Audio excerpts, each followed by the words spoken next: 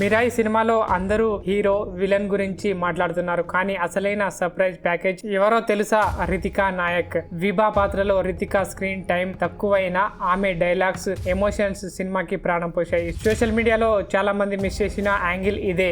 ఆమె ఫ్యామిలీ, ఇంతకు ముందు ఆమె ఏం చేసింది ఈ వీడియోలో చూద్దాం. వీడియోని లైక్ చేయండి, ఖచ్చితంగా లైక్ చేయండి, ఎందుకంటే మీ సపోర్ట్ చాలా అవసరం. ప్లీజ్ లైక్ చేయండి. 1997 అక్టోబర్ 27 ఢిల్లీలో జన్మించింది రితికా నాయక్. సాధారణ మధ్యతరగతి కుటుంబం నుంచి వచ్చిన ఈ అమ్మాయి ఢిల్లీ టైమ్స్ ప్రెస్ ఫేస్ 2019లో గెలిచి మోడలింగ్ లోకి అడుగుపెట్టింది. 2022లో అశోకవనంలో అర్జున కళ్యాణం సినిమాతో టాలీవుడ్ ఎంట్రీ ఇచ్చి నటనతో ఫస్ట్ మూవీ నుంచే ఇంప్రెస్ చేసింది. 2023లో హాయ్ నాన్నలో నాని కూతురి పాత్రలో కనిపించింది. రితికా పాత్ర వేద తేజ సజ్జకు ఒక భావోద్వేగ బలం. చిన్న స్క్రీన్ ప్రెజెన్స్ ఉన్న ప్రతి సీన్ లోనూ ఆమె యాక్టింగ్, వాయిస్ మాడ్యులేషన్, మెయిన్ గా ఐ కాంటాక్ట్ ఆకట్టుకుంటాయి. కొన్ని చోట్ల ఆమె పాత్ర చుట్టూ ఫిలాసఫికల్ లైన్స్ ఉంటాయి. అవే మిరాయికి కొత్త డెప్త్ ని ఇచ్చాయి. హీరో విలన్ ఫైట్ మధ్య ఆమె ఎమోషనల్ కనెక్ట్ వల్లే కథ వెయిట్ పెరిగింది. అసలు మిరాయిలో నిజమైన హార్ట్ ఎవరిది? వేదాదా లేదా వివాదా? మీ అభిప్రాయం కమెంట్ లో చెప్పండి. అలాగే రితికా నాయక్